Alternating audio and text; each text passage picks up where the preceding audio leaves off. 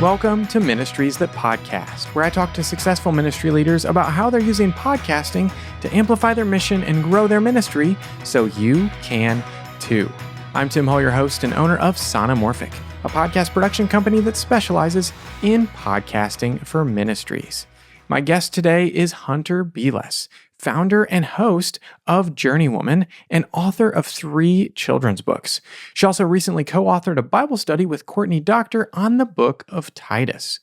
Hunter and I are going to talk about how she went from listening to hours of podcasts to dreaming of starting her own, how she reached the point of supporting the podcast through advertising, and the ministry that was born out of the success of the podcast. So let's jump right in. Here's my conversation with Hunter Beless.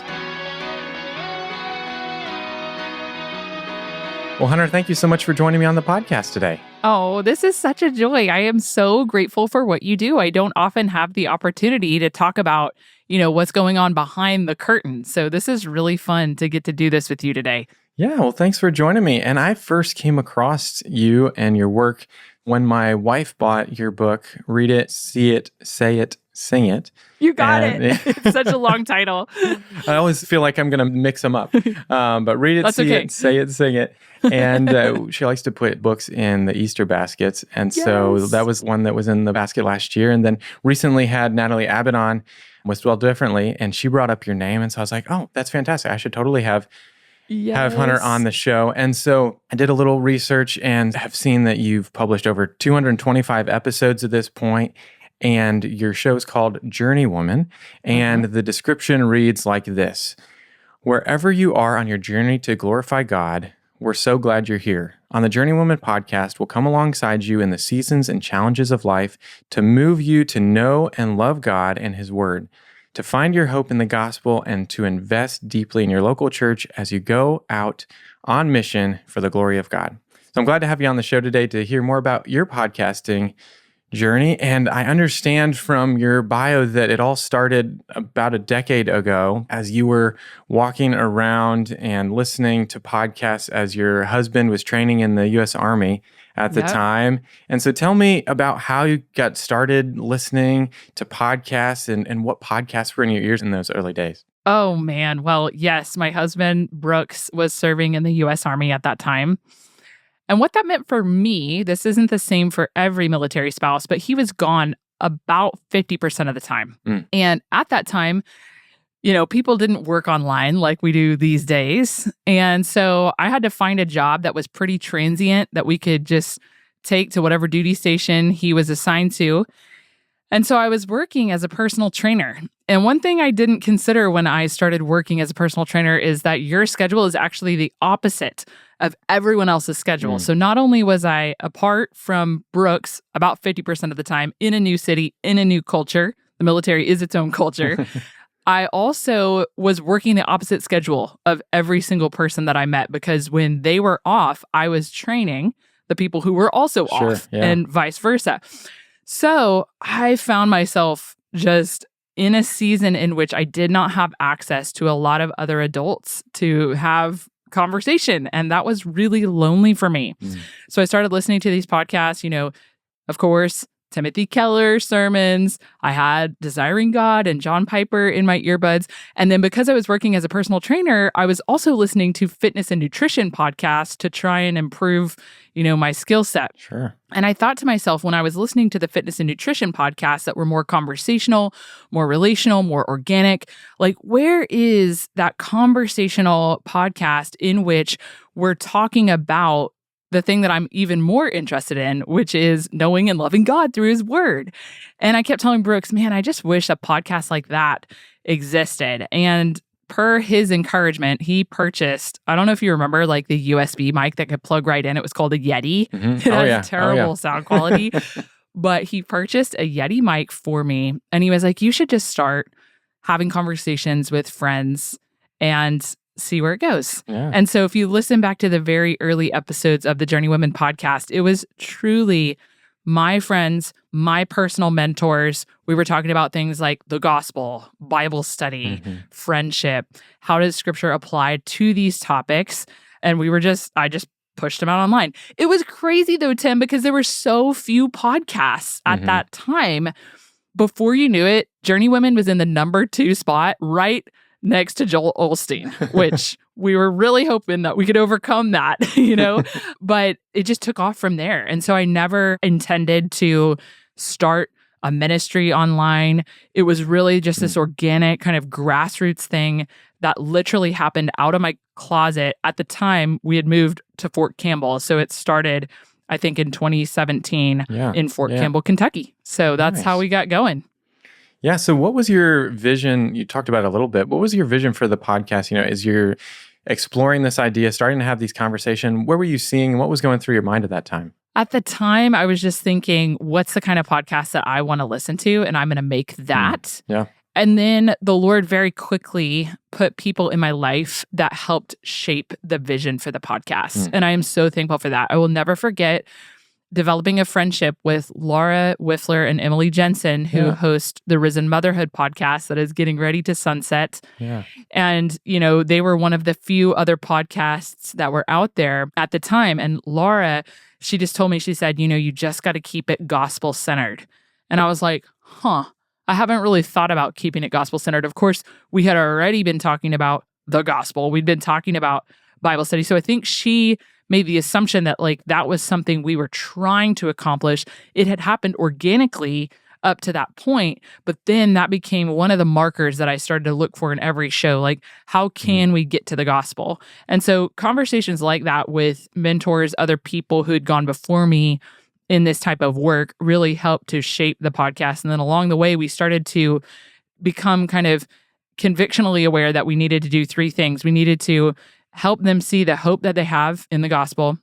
We wanted these conversations to be biblically based. So we want to be taking women to the actual word as much as we possibly can.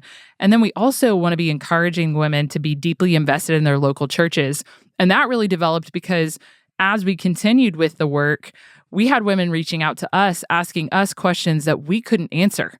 And we're like, listen, there's a reason why the Lord has set it up in such a way for us to be doing life together under the authority of the word in the context of the local church. And so we started to kind of ring that bell. And we felt like that was a unique thing for the internet kind of ministry space at the time. And I'm encouraged to see that I think more and more women are seeing the value in that, especially after COVID and all of these things. There is so much importance. We cannot just do this life alone, and we cannot do it online. And so that's where you see life's a journey we were never meant to walk alone. That's developed over time, that really we're meant to be doing this journey together in the context of the local church. And so I'm so thankful. I feel like the Journeywomen listeners who have been there from the very beginning have really grown with me in that along the way. And you'll see that growth if you go back and listen to the beginning all the way up to episode 225, as you mentioned.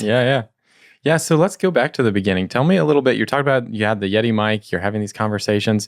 What were some of those first recordings like? Oh my goodness. At the very beginning, you're listening back to all of your vocal quirks, some of your crutches. And I was not a trained speaker. I did not have a communication degree. I had no idea that people were going to begin to see me as someone who could get on a stage and talk to people. I had no training. And so I just listened back to so many hours of tape and had to weed out my vocal crutches, my awkward transitions. So most of the editing that I was doing in the beginning years was editing to improve my own skill set. And it really did help a lot. I grew a lot along the way. I didn't really know or have a rubric for what type of guest should I have. So just all of these things were underdeveloped. And along the way, just learning through trial and error, through making mistakes. I feel like I learned so much through the School of Hard Knocks because I didn't really have a model to follow. There weren't very many other ministries that were doing anything outside of airing content that had been delivered to a live audience. So, man, I made a ton of mistakes. And I think for any of your listeners, just know that that's such an integral part of the learning process. And there were some mistakes that I made along the way that I would never wish upon anyone. However, what I've learned is that God's grace is the same on the other side. even of a mistake that you're like, man, I really regret that. So, of course, we want to be careful. We want to seek wisdom. We want to try to do things as biblically as we can. And yet mistakes, especially for doing things on such a broad scale. And in the early days, I was haphazardly publishing one episode a week, which leaves even more room for mistakes because you're producing content at a more rapid pace. And just learning from that and having the humility to say, yeah, I don't like the way we did that, and I regret doing it that way, and we're going to do it differently in the future. So lots of trial and error. Yeah. So a lot of learning along the way. And I feel like specifically in that time, around 2017, 2019, as podcasts were kind of becoming more well-known, I guess, or becoming more mainstream, I feel like there was a lot of room at that point to learn and grow. Like you're saying, there wasn't as many models. True. And that is to some extent different today, but there's still that aspect that you got to get on the mic and you got to go for it, and you're going to mess up. You're going to learn from your mistakes as you go through the editing process and be like, oh goodness, I didn't realize I said like as many times as I do, or wow, I use ridiculously when I talk on the mic. And so that's great feedback, and why I recommend to people that I work with, as if they have the opportunity to edit and listen back to those raw recordings at the beginning, it's super valuable to know how you're coming across so you can continue to improve. And so I'd love to hear a little bit about an experience that you had back at the beginning. You're saying you had some setbacks, and one of those I read about on your website that happened when your laptop got baptized in the kiddie pool. And so I'd love to hear about that story and what came out of that experience. Oh my goodness. Well, as I mentioned, I think because the podcast that I was listening to at the time published every single week, that was the model that I thought I was supposed to follow. And so we were trying to turn around a weekly show, which Journeywomen listeners will know now, we do not produce more than 25 to 30 episodes a year. So we've got seasons, we've got breaks, we've got margin in our schedule so that we can have a little bit more of a runway when it comes to publishing an episode. But back then, man, I remember I would be like taking every nap time after every bedtime, editing these shows. And so my kids were in this kiddie pool on the back porch. And of course, I'm going to take that opportunity when they're having fun in the kiddie pool to edit. So I had my computer out there and I was not even close to the kiddie pool, but this water droplet flew through the air and somehow landed strategically right in the place on my MacBook Pro, in which it caused the whole thing to die in a moment's notice. And the whole thing wasn't even wet. It was such a tragedy. Oh, goodness. But my friends, they were so sweet. And it was really this wonderful era of the internet where, all of us were kind of rallying and championing the things that we love. It wasn't quite so professional, a lot more grassroots. So they started this GoFundMe. I don't even know if it's still out there. They had copy and pasted my head onto Elle Woods with her computer, and they'd said, we're going to raise money for a new laptop for Hunter Beless so that we can get this episode out on the next Monday. And sure enough, within 24 hours, they'd raised enough money for me to have a laptop. So I drove my way to Nashville, purchased a new laptop, and edited that episode. So it was really cool, and that was kind of the beginnings of seeing okay, maybe this could become a nonprofit organization, because maybe there are other women who are out there that see the value in, helping fund this kind of resource. Because, that's another thing I'm sure we'll talk about is just how do we fund this thing? How do we keep it going? Because really what I was doing at that time was not sustainable. And so the kiddie pool fiasco just, I don't know, it just, added fuel to the fire, but the Lord brought us through it. Yeah. So it is, like you're saying, it is a lot of work, specifically as you're getting it off the ground. So let's go there. What were some of the ways that you started to monetize the podcast or bring funding along to help support the show? Yeah. Well, really quickly, I realized I'm saying life's a journey we cannot do alone, and I cannot do this alone. Because, I really didn't think, Tim, that I would do more than maybe 20 episodes, because how much can you talk, Come to find out, you can talk a lot. And you can talk to a lot of people, and you can talk about the same topic, and it's going to come out differently, and I love doing that now. But I had a friend who is also a military spouse, and she was working as a virtual executive assistant for megachurch pastors. That was her military gig. Okay. Yeah. And so I contact her and I said, hey, how much do your services cost? Now, remember, this is like 2017. Inflation has happened since then. She told me it was like $20 or $25 an hour. And I thought, that is way out of my budget. There is no way that, in military, just in general, it's not like you're making a big paycheck, especially as military and a personal trainer. So she and I had done some ministry work in the past through a Christian camp down in Texas. And she said, you know what? I believe in what you're doing. I'm going to donate my time for free. And she did that for 6 months. And so I don't know, Tim, if I wouldn't have had Kimberly, I don't know that it would have launched the way that it did. I think there's an investment piece there. And now keep in mind, I'm also, at the time, I was a mom of 2 little girls who were 3 and under. So I really didn't have a whole lot of margin in which to work. It wasn't like I was working a part-time job even. It was probably 10 to 15 hours a week. And then with Kimberly's help, we started to reach out to sponsors. I can tell you that's a whole conversation. We've had third-party advertisers that have connected us with sponsors. We learned a lot along the way because back then, it was before even companies started to have, social and political agendas with their messaging and stuff. So we felt convictionally a little bit more free to connect people with, I'm trying to think of a random brand, like a clothing brand or something like that that's not explicitly Christian, just to try and get enough funding to be able to pay Kimberly's paycheck. So eventually we did. And then it's just refined along the way. And God has allowed us now to partner with ministries, publishers, et cetera, that we really align with. And we're very convictional about that now. But I think in the beginning, that's again, learning through the school of hard knocks.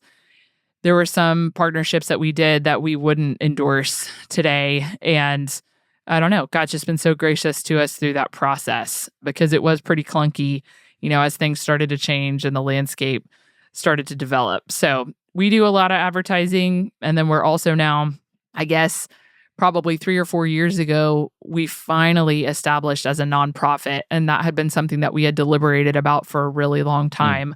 But ultimately, we began to see that if we're not willing to compromise on the people and the partnerships that we're making, then we're going to need to seek funding in other ways. And so people have been so gracious to also support us, through becoming a nonprofit and making donations. Nice. So yeah, at this point, what would you say is kind of that breakdown of the ads on the show and the donations and how that plays together? Yeah. So I think most of our funding comes through advertising.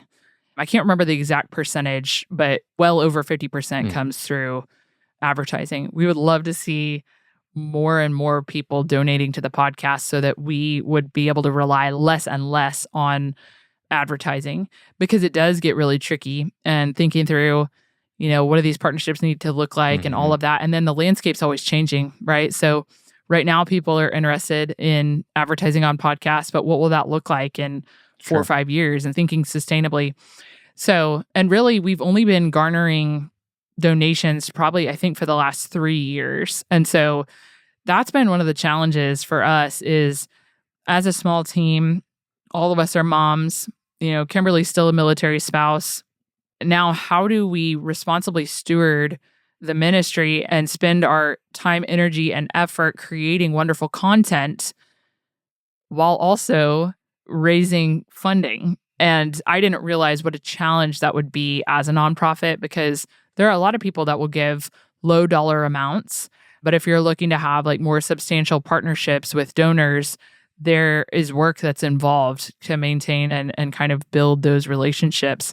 So that's been something that, as the executive director, I have found really challenging with limited time to invest that time well in creating good content while also trying to build and maintain donor relations. And so that's been harder than I anticipated. And, I think it's a challenge that people will have to face if they go the nonprofit route. Yeah. So Let's go back a little bit. So before you became a nonprofit, it was just a Mhm. podcast, but then it became a ministry. So let's walk down that road a little bit. What took it from, hey, we're doing this podcast, it's happening consistently, Kimberly's Mhm. helping get new guests and we're getting sponsors, and then get you to the point where, hey, maybe a nonprofit is the best next step? Hmm.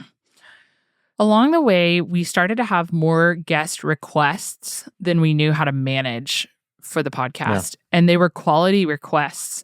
And we thought, man, we really want to be able to help our, demographic of listeners connect with these people who've written wonderful books, but that might not align with whatever current series we're running or what have you.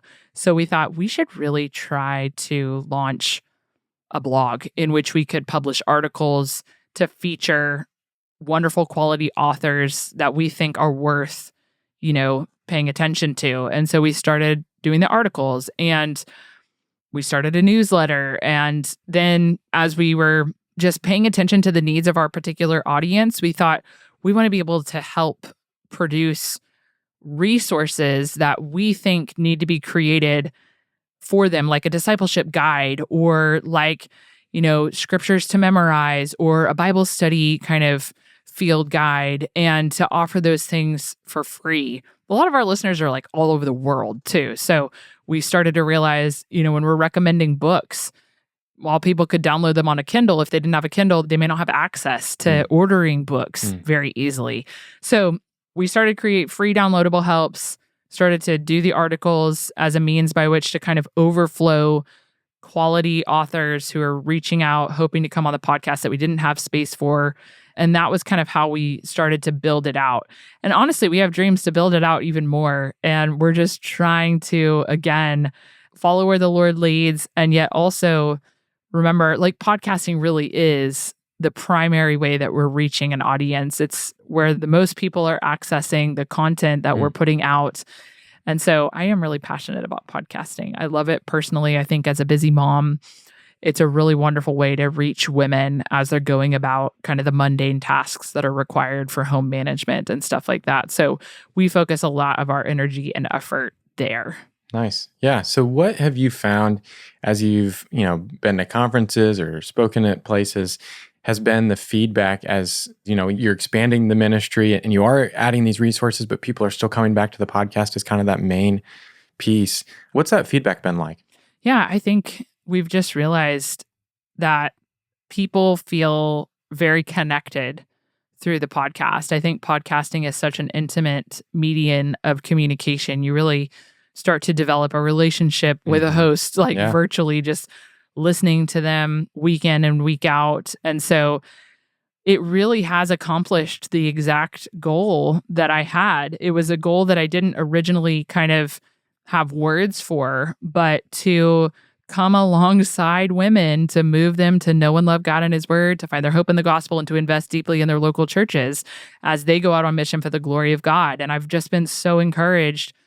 I think for us, one of the most encouraging demographics is missionaries because they're on the field, and it's just so funny because I personally had wanted to be a missionary and to be able to resource women who are on the front lines, serving the Lord in difficult contexts in which they may not have access to mentors or friends who they can have these chats with. Like, wow, there's nothing more significant or important to me than that. So I've found that we have a really transient demographic like expats, missionaries, military spouses, even pastors' wives. And I'm so excited to get to come alongside them and the hard work that they're doing locally to offer a source of encouragement and camaraderie, especially if they don't feel that in their day-to-day life. Yeah. That's really cool to see that impact and get to hear directly from people in that way. What are some other ways that you've been able to get feedback on the podcast through the website, through social media? What's that looked like? I find it harder and harder to get feedback. Yeah. It used to be really easy. We used to get reviews really easily and we could just see feedback. People would just put it up on Apple Podcasts. We used to have more kind of interaction and engagement on social media. But I think the more professional we've become, which has just become kind of a necessary thing as we've tried to expand Journeywomen beyond Hunter Beless, it becomes a little bit less personal. And so it's been more and more difficult for us to receive feedback. I will say the most impactful feedback that we receive is that embodied feedback when you see someone eyeball to eyeball at a conference. And so I have found it to be a really wonderful way, even though it's challenging for me to come outside of the four walls of my home and outside of my local context to get to a conference. That's been a really valuable way for me to have an understanding that like, hey, we see the numbers on, your analytics and things like that, but every number represents a person and every person has a story and every story matters. So that's been huge for me. We also do receive a lot of emails, and I'm so humbled by that. So it's funny because it used to happen primarily through reviews and socials. And now I'm finding that it's happening a lot via email, which is really heartfelt because I know that takes time for women to actually sit down, open up their email and type it out. And then in person, when we get the opportunity to connect with women through conferences and such.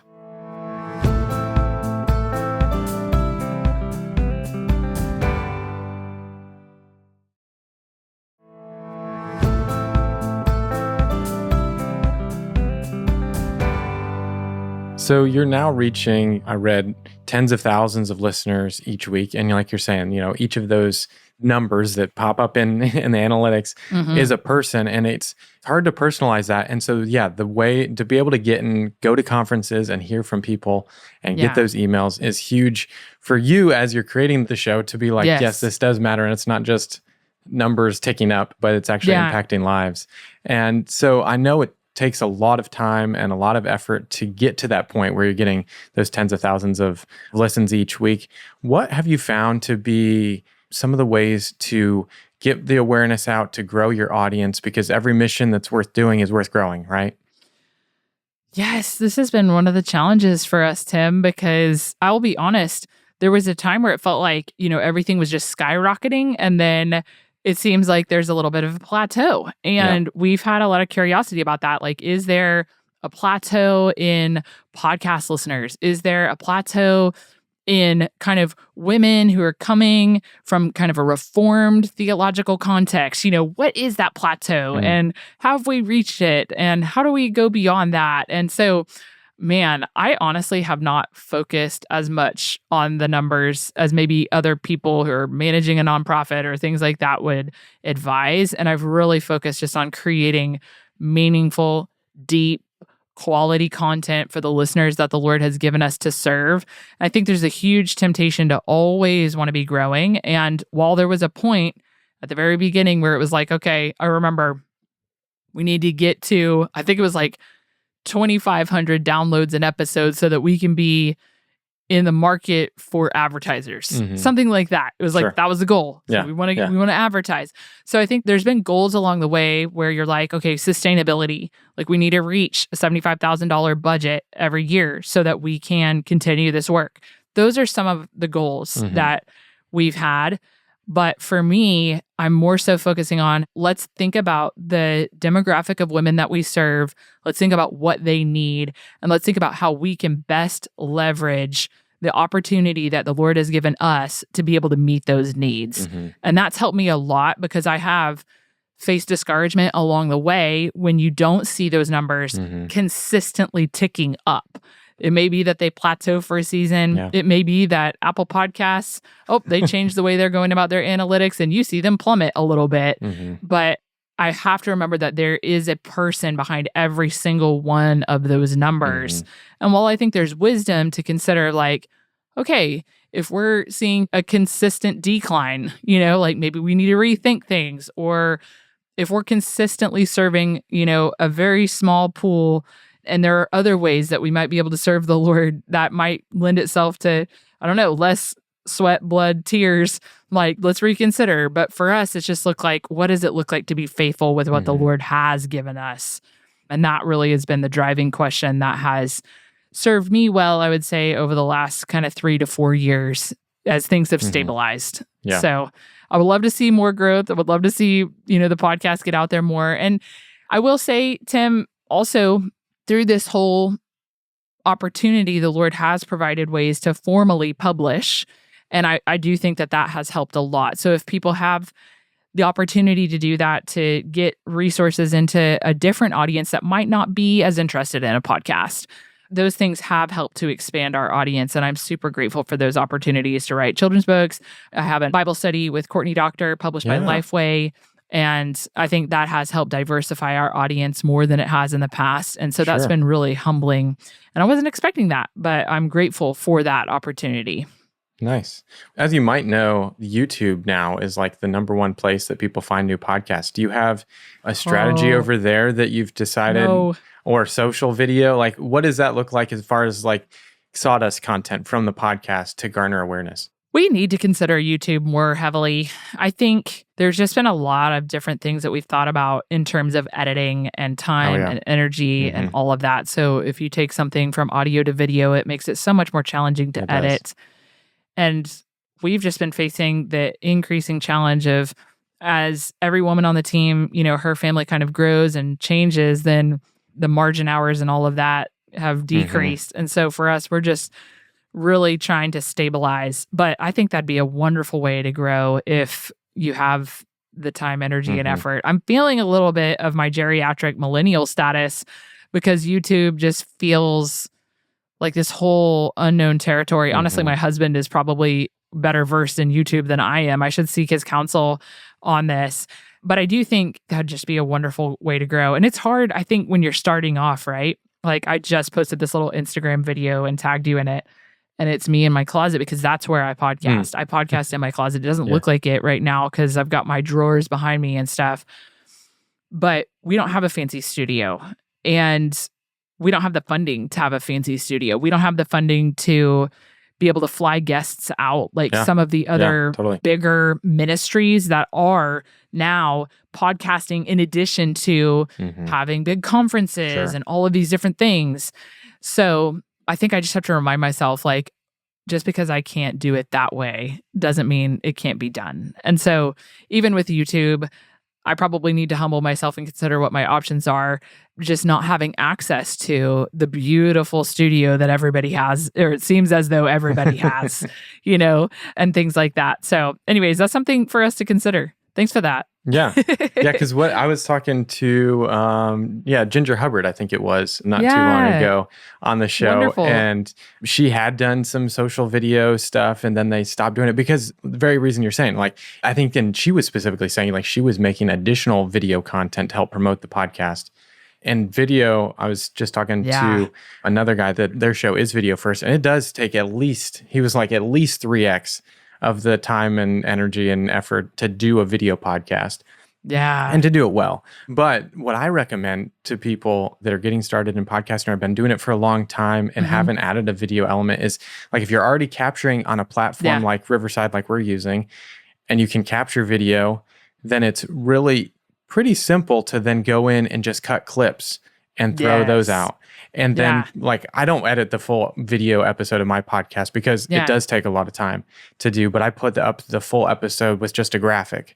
And so then at least it's sitting there. And if it comes across people, that's then it's there. And now you might know this too smart. already, that YouTube added RSS integration. So you can actually sign up for them to just already import your RSS feed and start surfacing it that way. That's incredible. And so, why do you think people are accessing podcasts through YouTube?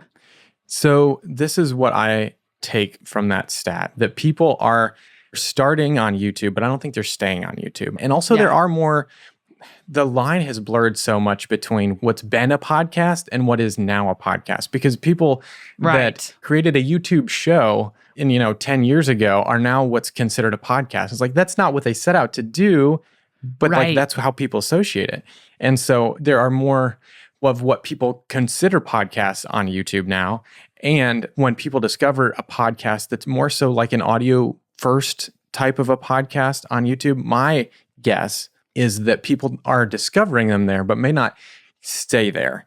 they might jump off and go to listen on their podcast app in their car, because Spotify has invested a decent amount of money into figuring out how to integrate the video aspect into Spotify so that people can switch back and forth between audio and video. And it's like, to what extent are people actually utilizing that? I don't know. It's interesting and neat that it's there, and they're exploring that and trying to compete with YouTube in that way. But yeah, I think there's definitely a difference in listening to a podcast that's audio first and has that mindset as opposed to a video show. And I think it's just two different things. You can still, you can share the exact same content, but just the intimacy I feel like that you get from a more focused podcast is different than when you're watching a YouTube video on your phone or on the TV or something like that. Yeah. And as this really became a part of the conversation, a couple of years ago, I think a lot of people started really utilizing YouTube more and more on the heels of COVID, all of this. I don't think at that point in my podcasting journey, my speaking journey, my personal development, I wasn't ready to be on video. Like, you and I both have talked about the prep work prior to podcasts and all of that. I used to lean really heavy on my notes. Now I'm very comfortable with having a more organic conversation. But I think I'd be at a point where I'm ready to do that now. But it's taken 7 years for me to become more and more comfortable behind the mic, to have less and less control over the way that I'm presented or presenting myself online virtually. Not to have that editorial control with the video is really intimidating. But I think I'm at a point now where that might be something for me to consider. So thanks. Yeah. Thanks for the inspo. Yeah, for sure. Yeah, I think starting with shorts and reels with just content from the podcast is the way to go. If nothing else, you will see more people encountering your content. Yeah. They might not engage, but it'll at least improve awareness, and hopefully that will trickle down to adding to the audience. So for what it's helpful. worth. I love it. I'm learning. So, interesting thing. So, we were talking about ads, and I noticed that in listening to one of your recent episodes that my wife and I were listening to as we were doing a puzzle the other day, that sometimes instead of ad breaks, you do what I'll call like encouragement breaks, where you kind of pause the conversation and provide a little encouragement to the listeners. Tell me about how you came to adding those and the decision to include those in the show. Yeah, we've really toyed around with those a lot. And the reason we originally brought them in is because we wanted to just add a little bit more intentionality to the show itself. And we were encouraged by one of our editors. We do outsource editing now, although I do recommend that everyone start with editing themselves, just as you did. But I wanted there to be just a little bit more, I don't know, to be set apart from your traditional conversational podcast, because there were so many conversational podcasts on this scene. And it also gave us an opportunity to really nail down those 3 things that we're wanting in every single episode. So sometimes I would ask guests questions like, how does this relate to the gospel? Or, where do you see this in scripture? And I found that some people would come prepared and some people weren't. And so doing the insights, that's what we call them, they really give us the opportunity to kind of bring things together and have more of a teaching moment or a reflective moment if something that we want the listener to linger on has been said. So there are some seasons that we find them more necessary than others. And I think a lot of times it's when we're trying to accomplish something very specific that we'll utilize that little tool in our tool belt. Yeah, because it's easy for it to become about the person that's the guest. Like, that's kind of the point. And so, when you're trying to hit on a certain thing, or you don't feel like maybe this is landing quite the way, or, if I summarize this piece, it might be more effective for the audience to hear it this way as opposed to us, how we went back and forth for those 2 questions or something like that. Right. This can be a really effective way to kind of jump in and summarize, or just be a reminder of, hey, this is the way in which you can take this and apply it. So I think that's really cool. It makes it different, breaks things up. Some people like it, some people don't. We've gotten mixed feedback on those. Some people are like, can you save those for the end? I'm like, yeah, we could, but we like them in the middle. And the reason we like them in the middle is it's a timely moment that we want to capitalize on. Yeah. But I will say not every show lends itself to like a well-placed insight, because like our conversation right now, it's like really kinetic. Like you go back and forth. Like, where are we going to shove an insight? Like, it just feels like you're imposing on the conversation versus Sure. like enhancing the conversation. Yeah, yeah. And so I think that's, an editorial move or something for production that just needs to be considered. Like, would this enhance or does it detract from the experience of the listener? Yeah. No, that's good. That's good. Mm-hmm. Well, as you look back on your nearly 8 years with the podcast now, hosting the podcast, how have you seen podcasting over the years amplify your mission and grow your ministry? Well, I mean, we started as a podcast, Right, it's the only way. And I just cannot even believe what's happened with it. I was writing for a magazine that no longer is published at the time when I launched. But other than that, I really had no public reach and no connections to people in the public Christian space. Yeah. And so this has been the way the Lord has seen fit to grow. I wouldn't have had publishing opportunities had it not been for the podcast. And so I'm just so utterly delighted by it. And my encouragement is, if you love podcasts and you have a desire to start a podcast, like, don't let the current, podcasting situation deter you from doing that. It's kind of like blogging. It's like, there was an era in which you publish a blog and you might have like real success with it because there's so few blogs. And I feel like we started podcasting in that era of podcasting, if that makes sense. Like, we were prime and ready. There was a need, there was a hunger for podcasts, and we were there to meet that need. Now there's so many podcasts, so it is hard to set yourself apart if you're just starting. But my encouragement is just to start, because you never know how the Lord is going to use it to prepare you and equip you for what he has for you. And that's what I've seen in my own life. And I'm so thankful. Yeah, that's really cool. All right, so what are you excited about for the future of Journeywomen, both as a podcast and as a ministry? Oh, well, some of these things are things that are, ideas that I can't share quite yet. Sure.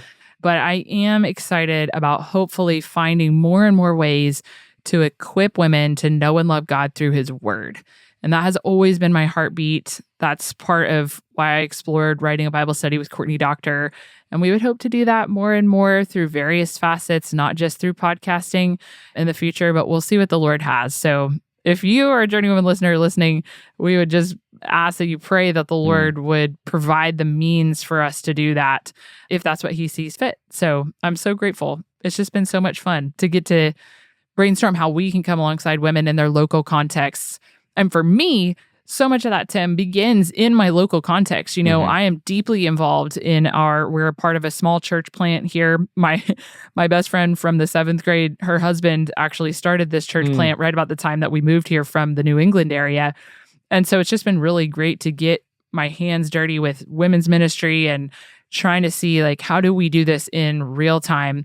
And what are the resources that might be helpful for women who are doing this in real time. And so we're hoping to be able to serve women more and more in that specific way so that they can have access to resources that they don't have to, pay money for necessarily, or, even just simple things. Like right now we're creating just a very simple sit down, like a discipling kind of, just worksheet that you can work through, because we're seeing women want to be discipled and they want to be making disciples, but they don't have time to read a full book and they may not listen to a full podcast series on that. And so how can we come alongside them and help them do that? So just these little simple ways that we can help women really to engage in the work of ministry with women in their local context. That's what I'm excited about. Yeah, that's fantastic.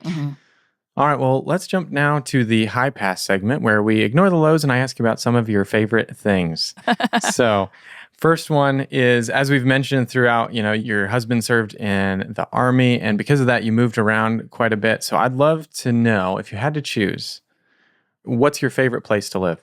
I, hands down, would move back to New Hampshire in a heartbeat. I loved living in New England.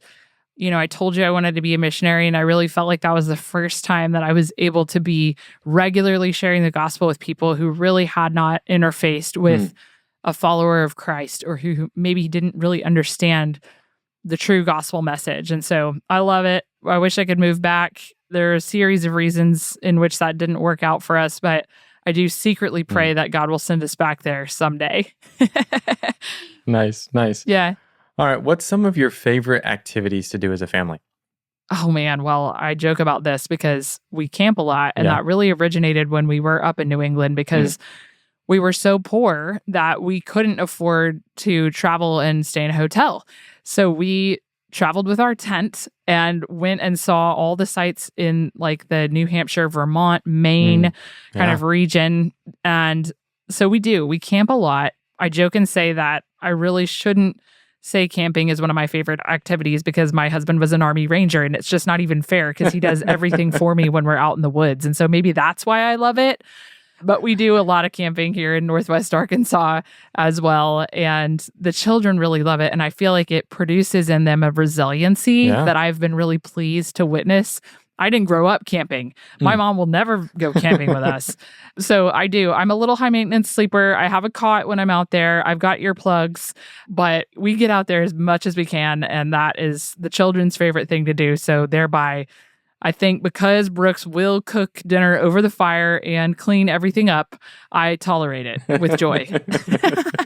That's great. That's great. Yeah.